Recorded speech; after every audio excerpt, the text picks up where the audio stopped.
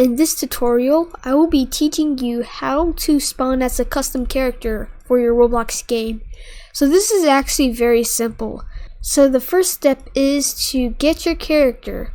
So it can be from an NPC. You can just search up R15 and then you get this NPC here.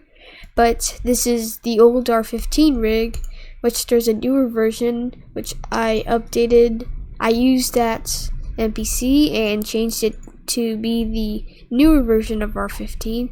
The main difference is the humanoid root part position. But anyways, yeah, now we got our character. Now it's time for step 2. And step 2 is to rename this to starter character. It has to be named exactly like this.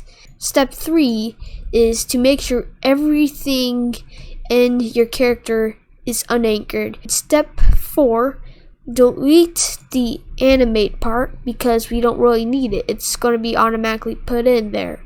Step 5, drag it into starter player. Now it's into starter player.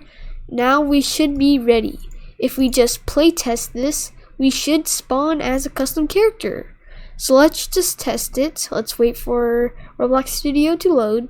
Might take a while. And yeah, now we have a working NPC that gives us a custom character.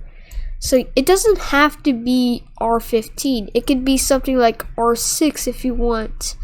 It just needs to be a character that works. I hope this tutorial helped you a lot, and see you guys in the next video. Bye.